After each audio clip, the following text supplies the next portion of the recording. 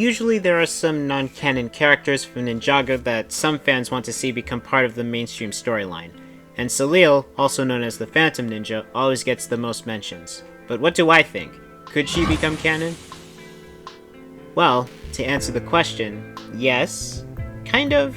Maybe certain elements of her, or at the very least a nod to her origins. But first of all, who is Seliel?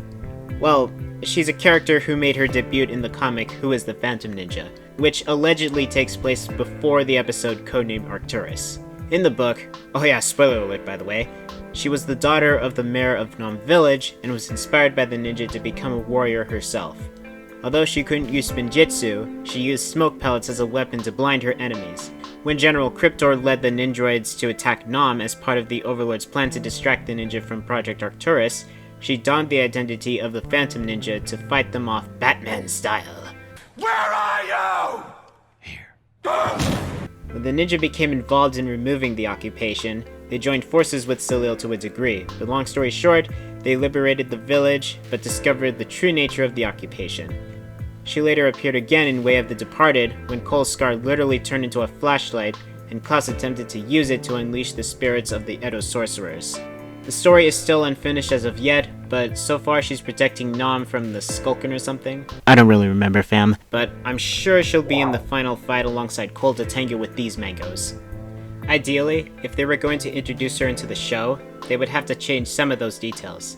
Because number one, she'll have to come from a different village or be a resident in Ninjago City since there is no village that's called Nom as far as I know. Reason number two, she comes from the time of Rebooted, and since then, she's never been addressed or hinted at. And most importantly, number three, do you think everybody knows about the supplementary comics? Especially the one that she appeared in? Maybe the hardcore fans, but the casual ones may have absolutely no clue. So putting her in the show as a here you go from the creators, without any prior ties or hints, would likely confuse the majority of the audience. Side note, show of hands, who knows about the Phantom Ninja comic? I'll put a card up there. Anyway, if it were up to me, I would have her come from a more recent time and make her a new acquaintance of the ninja. Maybe have her be an ally for season 16 or whatever. That way, you can get rid of the problem where everyone is confused and provide a unique story arc for her. It could be an origin story of sorts, and make it feel like we haven't seen the Phantom Ninja before. Yes, it does retcon the graphic novel a bit, but I'll get to that later. There are big cracks in any hope that she will actually be added into the show, however, since the co-creator of the series, Tommy Andreasen, has outright stated that she won't appear on screen because she doesn't have enough development and significance for a story. But that doesn't mean she's completely forgotten, as he also said that the book could be considered canon since it allegedly takes place in between Enter the Digiverse and Codenamed Arcturus, and thus doesn't contradict anything in the timeline. Also, as I said earlier, Seliel plays a major role in Way of the Departed, which is an ongoing fanfic made by Tommy himself. The essentials are still there. Her hometown is still Nam, she still wears her Phantom Ninja gi, and she still uses her smoke pellets as a disappearing act. While that story isn't canon as of yet, the fact that she was included means that Tommy still holds the character in high regard despite his opinions of her. So, is she actually canon? Well, yes and no. Again, there aren't any plans to bring her into the mainstream material as of late, but the Phantom Ninja comic is left for our own headcanons to decide. But if you were to ask me, the simple answer is, no, she's not. Why? Because the book comes from a collection of other Ninjago comics that tend to contradict a lot of the stuff from the TV show's timeline, which is why most of them aren't considered canon. Look at Comet Crisis for example. The ship is still intact, but in the episode it's destroyed. There are also no space bugs. And no Lloyd. Where's Lloyd? Also, if the Phantom Ninja comic really does take place in between the episodes Into the Digiverse and Codenamed Arcturus, then yeah, their knowledge of the Overlord's plan for Project Arcturus is referenced a lot, but they were under the impression that he was erased from the system in between those episodes. So there's a plot hole right there, because in the book, they know that he's alive and well. Cole literally says that the Overlord is back, but in the Arcturus episode they have no clue until Kai discovers that fact.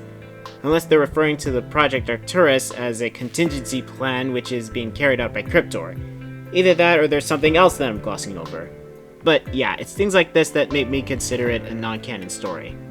Think of it like Star Wars Legends and Star Wars Canon, where stories like these, are different from stories like these. They're in the same franchise, but have different stories and events and are essentially different timelines. Although the words different timelines is pretty obscure in the case of Star Wars. There's only one timeline that exists in a galaxy far, far away, and it's not Legends. Take Mara Jade Skywalker, for example. While she's not canon, she's still a well-known character in Legends continuity. So much so that people are dying to see her become canon. Another example is Darth Revan. He was almost canon through an episode of the Clone Wars, but that idea was unfortunately scrapped. But thanks to the Rise of Skywalker visual dictionary, there is a legion of Sith troopers that's named after him and other Sith Lords from Legends. There's no confirmation of when we'll know more about his canon counterpart, but hey, at least we got him back. Sort of. But back to the main point. Long story short, Seliel is a Legends character in my book. You can count her sticker in the Samurai X Cave set, but for me, it doesn't prove anything. Yeah, say what you want about that sticker, but it's just an Easter egg and nothing more. All that being said, I still think Seliel could be adapted into a future Ninjago season. Even though there aren't any plans to have her show up, it's still a possibility. It's not something that I'm dying to see happen, but it would be interesting to see her appear on screen. It would be like seeing Grand Admiral Thrawn from Star Wars Rebels. The show made him canon without taking away the essentials that made him such a popular character in the first place. He was still a chiss tactical genius who mostly used art, philosophy, and history to outwit his enemies. And even though the eras are completely different for him, Disney still made it work despite those changes, and it will likely work again in these Disney Plus series. Not so sure on the Book of Boba Fett though. But Ninjago isn't Star Wars. Wow, you don't say. What do you want, a cookie? My point is that it wouldn't be entirely out of the question to do something like that for Seliel or any other character from Legends. When or if she is explored in any future content that's actually part of the show, her story will likely have to be adapted or changed entirely. At least that's what I think. Unless all of this is just wishful thinking, and the chances of her appearing on screen is equivalent to the chances of Waluigi being a playable character in the next Super Smash Bros. Game, which is non-existent! But anyway, those are just my thoughts on whether the Phantom Ninja can actually become canon instead of her continuity being left to chance and chaos. What do you think about all this? Would you want to see Seliel become canon? Do you think she can? Are there any other non-canon characters that you want to see be put on screen? And where do you want to see her pop up in the timeline? Leave all your thoughts in the comment section.